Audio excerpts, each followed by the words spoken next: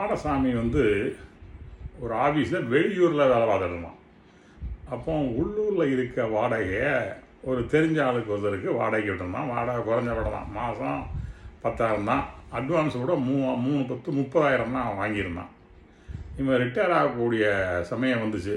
அப்போ கூப்பிட்டு அவன் சேக்காளி அந்த வாடகைக்கு இருக்க கருப்புசாமியை கூப்பிட்டு, தம்பி கருப்புசாமி, நான் ரிட்டையர் ஆக போகிறேன், அதனால் நான் அடுத்த மாதம் நான் ஊருக்கு வரணும், அதனால் கொஞ்சம் வீட்டை காலி பண்ணி கொடுத்தா நல்லாயிருக்கும், நான் ஊர்லேயே செட்டில் ஆகலான்னு நினைக்கேன் அப்படின்னு சொன்னான். உடனே கருப்புசாமி, அண்ணாச்சி உங்களுக்காக உங்கள் வீடு, நீங்கள் எப்போ வேணாலும் வரலாம், உங்களுக்கு உரிமை இருக்குது, நான் சீக்கிரம் காலி பண்ணதேன் அப்படின்னு சொல்லிவிட்டு ஒரு அடுத்தால வாடகையை அனுப்புகிறாங்க. ஏன்னா நம்ம காலி பண்ண போகிறோமே அப்படின்னு வீடு தேடி அலைத மாதிரி கொஞ்சம் பவலா பண்ணான்.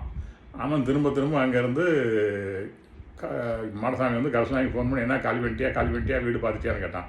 பார்த்துக்கிட்டே இருக்கேன்னாச்சி ஒன்றும் வசமாக கிடைக்க மாட்டேங்கு அப்படின்னு, இப்படியும் அடுத்த மாதம் கிடைச்சோன்னு நினைக்கிறேன் இப்படியே சொல்லி ஒரு 3 மாதம் தாக்காட்டிட்டான். அதனால் மாடசாமி இப்போ என்ன பண்ணால் ஆஃபீஸில் குவார்ட்டர்ஸில் இருந்தான். அதனால் அங்கே ஒரு எக்ஸ்டென்ஷன் வாங்கிட்டு அவன் காலி பண்ண வரைக்கும் காத்திருந்தான். 3 மாதம் ஆச்சு. வாடகையும் 3 மாதம் வாடகை தரல, அட்வான்ஸில் கழிச்சுக்கிற மாதிரி அவன் நடந்துட்டான். யார் கருப்பசாமி. அதுக்கு பிறகும் அவன் வாடகை அனுப்பலை. இவன் அடிக்கடி ஃபோன் பண்ணி, என்னப்பா வீடு வாட்டியான்னு கேட்டிருப்பான்.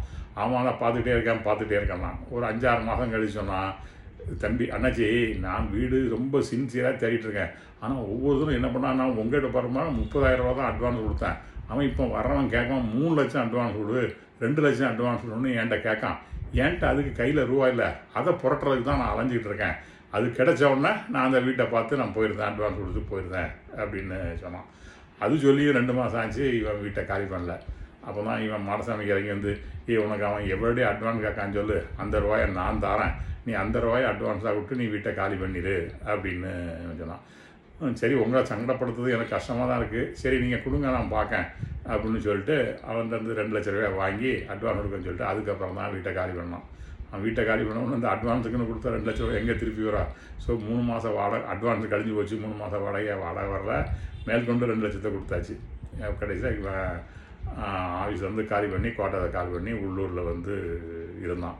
இப்படி தான் இருக்குது. வீடை வாடகைக்கு கொடுக்குற இதெல்லாம் வர இடைஞ்சல்கள் இப்படி இருக்குது. நம்ம பார்க்கும்போது ஒரு அக்ரிமெண்ட்டில் போட்டுக்கணும், நல்லா எல்லாம் பேசிக்கணும், கிளியராக பேசிக்கணும், நம்ம நல்ல ஆள் பார்த்து வாடகைக்கு விடணும் அப்படிங்கிறது இவன் இருந்தது. வீடு பூட்டி கிடந்தாலும் பரவாயில்ல, இந்த கருப்பசாமி மாதிரி ஆளுகளுக்கு வாடகை விட்டு கடைசியில் முடிக்கக்கூடாது அப்படிங்கிற உண்மை தெரியும்.